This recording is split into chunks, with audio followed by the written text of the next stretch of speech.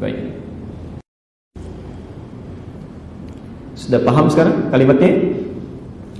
Sekarang kita teruskan dulu pada ayat yang ketiga. Setelah itu baru di akhir kita akan bahas bagaimana cara mensyukuri nikmat supaya mendapatkan kemuliaan nikmat itu. Lihat rumusnya pelan-pelan. Kalau kita lakukan segala sesuatu karena Allah, tadi Allah akan berikan apa pertama? Kenikmatan dunia disebut apa? Rahman. Pahala akhirat disebut apa? Rahim. Baik. Sifat pemberian, kalau kita memberikan sesuatu maka orang berterima kasih. Saat Allah memberikan kepada kita, maka kita mengucapkan apa? Syukur, alhamdulillah rabbil alamin, dengan 3 makna tadi. Nah, sekarang mari kita lanjutkan. Umumnya kalau dalam dunia manusia ada seseorang memberikan pemberian, mohon izin saya akan lambatkan di sini karena ini mulai masuk pada inti bahasan kita. Saya berikan handphone misalnya, maka orang itu akan mengucapkan apa? Terima kasih. Kalau ibu dan bapak diucapkan terima kasih, biasanya merespon apa? Memberikan jawaban apa? Sama-sama. Itu saja. Atau mungkin begini, ngasih handphone, terima kasih, kasih handphone lagi. Ada yang begitu? Tidak ya? Paling berhenti sampai di mana? Sama-sama gitu ya? Baik. Pak, ini terima kasih, sama-sama. Pak, ini terima kasih, sama-sama. Sampai situ ya? Allah tidak. Allah tidak. Mesti ada beda antara Khalik dengan makhluk. Mesti ada beda antara Allah dengan hamba. Kalau sama, Allah menjawab yang sama, maka tidak ada sifat Tuhan di situ. Ya Allah, terima kasih Engkau berikan hamba nikmat saat ini, sama-sama. Nggak ada bedanya nanti. Mesti ada beda. Mesti ada beda. Di setiap Tuhan dengan makhluk, Khalik dengan makhluk mesti ada perbedaannya. Bisa. Mari kita berikan contohnya. Saat kita benar mengucapkan Alhamdulillahi Rabbil Alamin, betul-betul menghayati kalimatnya, mengamalkan isinya, maka lihat janji yang diberikan oleh Allah. Quran surah ke-14 ayat 7. Quran surah ke-14 ayat 7. Kita hafal itu. Kita hafal ujung kalimatnya saja. La in syakartum la azidannakum.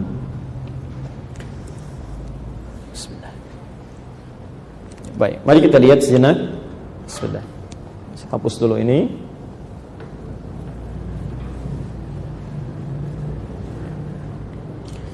Baik, kami tuliskan sejenak. La in syakartum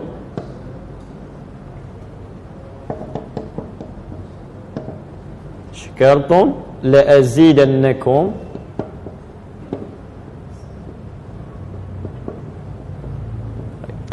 Perhatikan rumusnya, ini persamaan Quran ya. Baik, Bapak Ibu sekalian, saya mohon izin sebentar untuk mengingatkan. Ingat, kalau kita berbicara Quran, maka kaidah pertama yang dibuka oleh Allah dalam Al-Quran itu tidak boleh ragu.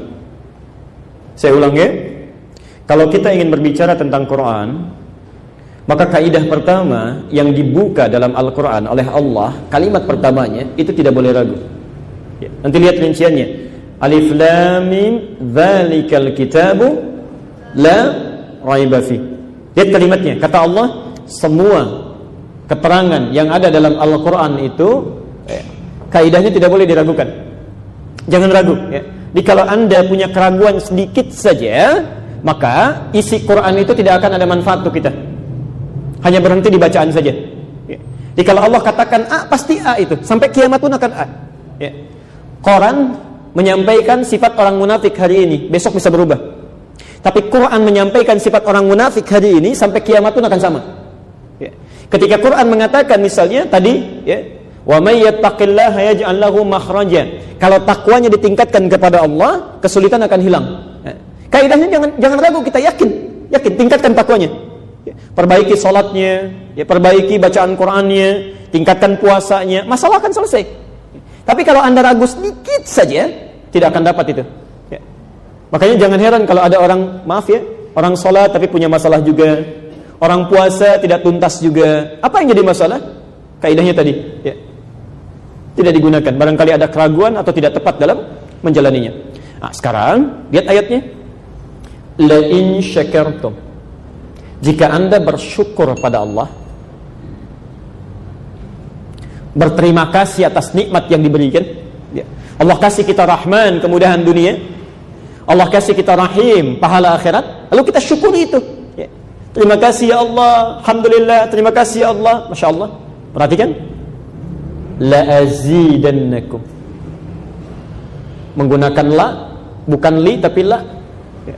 Kemudian azidannakum, kata Allah, pasti aku akan tambahkan kembali nikmat itu.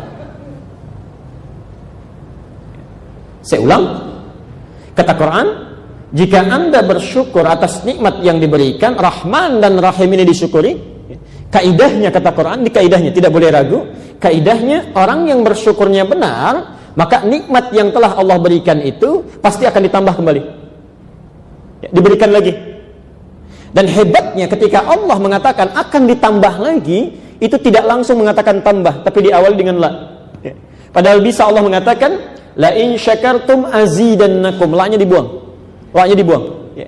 Tapi kenapa menggunakan huruf la? Ya, la ini disebut dalam bahasa Arab dengan harfut taukid. Ya. Huruf yang menguatkan, ya, yang meyakinkan. Seakan-akan Allah berkata begini, hei, kalau engkau bersyukur kepadaku, yakinkan pada dirimu, pasti aku akan gandakan nikmat itu. Ya. Aku akan tambahkan lagi. Saya beri ilustrasi begini.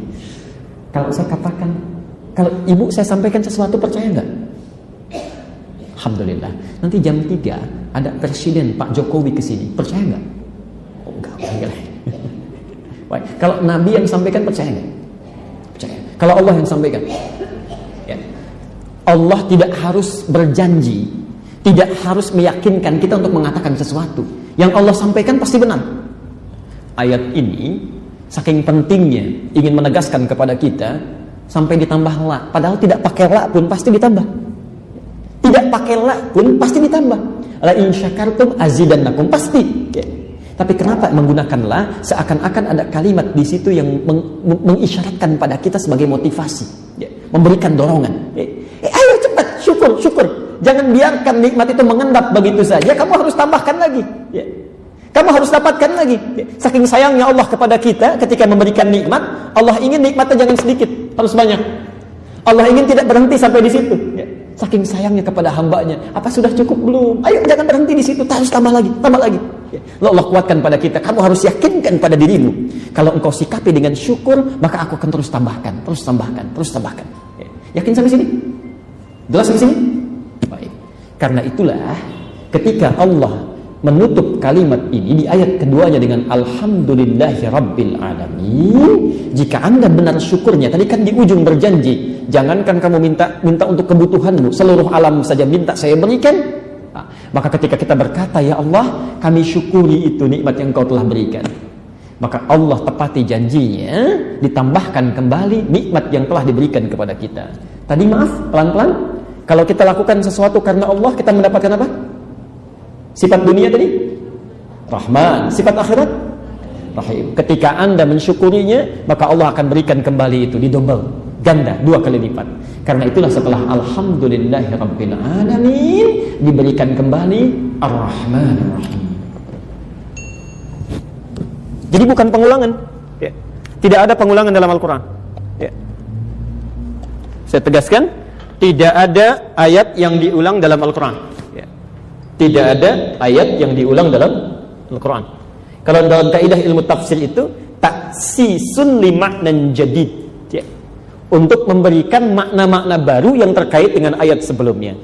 Kenapa kalimat Ar-Rahman Ar-Rahim diletakkan setelah Alhamdulillahi Rabbil Alamin, ya. Seakan-akan ada isyarat. Lihat sini urutannya. Jika Anda melakukan seluruh aktivitas karena Allah, maka Allah berikan kemudahan dunia Rahman, bernilai pahala akhirat Rahim.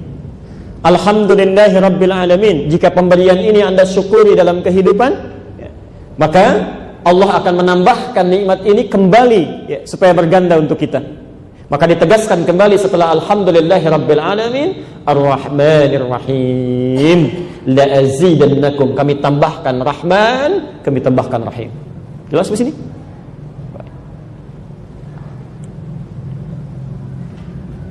Pelan-pelan.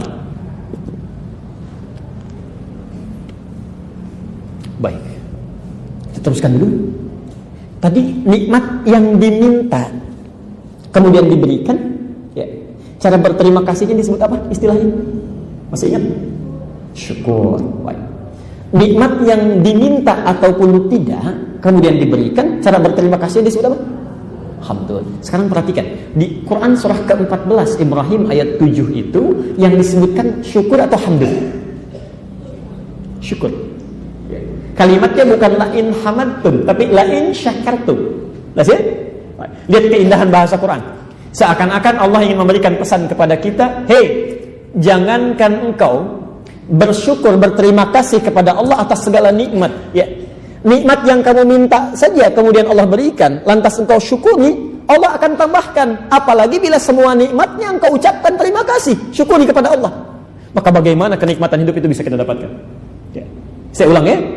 Jangankan pada hamdun, pada syukur saja, lain syakartum, ini pada nikmat yang ibu bapak mintakan lalu Allah berikan, kemudian kita syukuri, itu pasti digandakan.